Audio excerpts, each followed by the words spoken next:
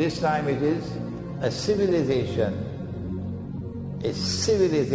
that wants to rule the world, including Russia, including China. They want to rule the whole world, and which is built on the foundations of shirk. One form of shirk, of course, is to worship an idol made of wood or stone. Another form of shirk is to declare, I am the Lord Most High. But there are other forms of shirk.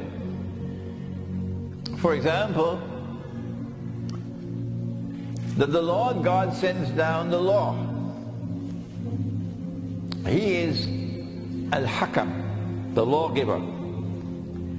And He orders you to obey Him, submit to Him.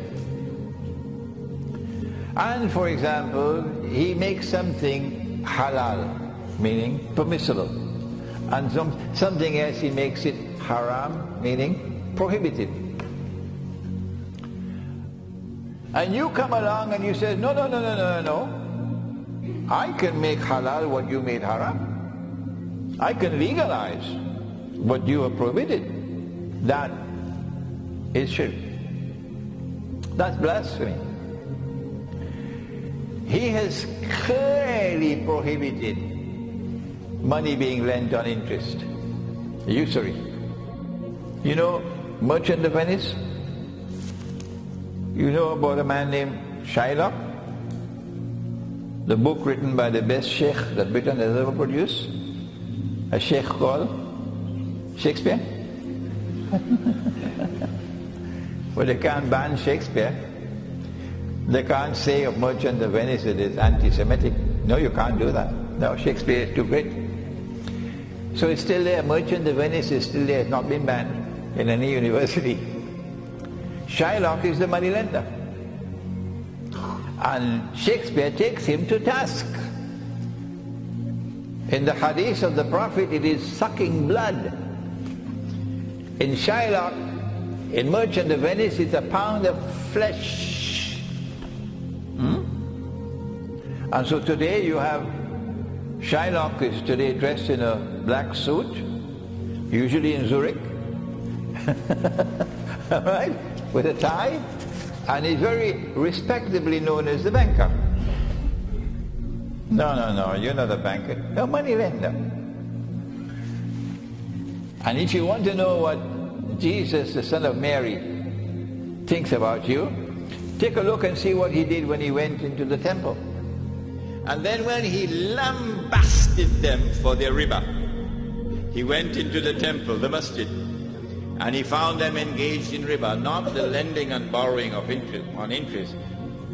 He found them engaged in the same riba, but it was not money lending, it was something else. It was ripping off people. That is also riba.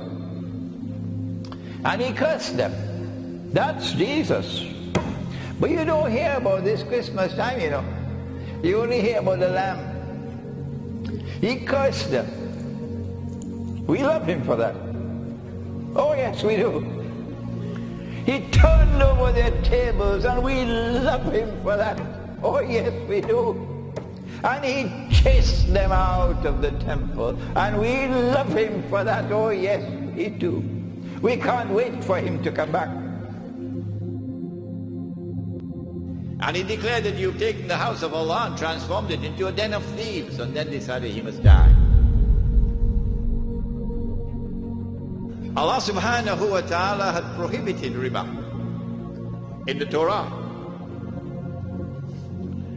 They changed the Torah. They rewrote it. The Torah now says, you can find it, go look in it, you'll find it still there. It is haram for a Jew to lend money on interest to another Jew.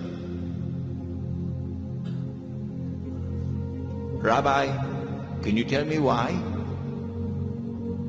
Answer, don't rip off your own brother. That's why. It is haram for a Jew to lend money on interest to another Jew. But it is halal, he can lend money on interest to those who are not Jews. It's called double standards. Allah has prohibited riba. money being lent on interest. And they came along and they said, no, this is the French Revolution, if you've done your history. No, no, no, we can make it halal. And that's what the French Revolution did. To make halal what Allah made haram. That's what we are today. We're living in a world in which it's a den of thieves. The civilization which has arrogantly placed itself at center stage of the world, with a claim to superiority, a birthright of superiority over the natives of the world. Arrogance is written on his forehead. The civilization which claims eternal rule, wa mulkin la yabla. That civilization is built on blasphemy, on shirk.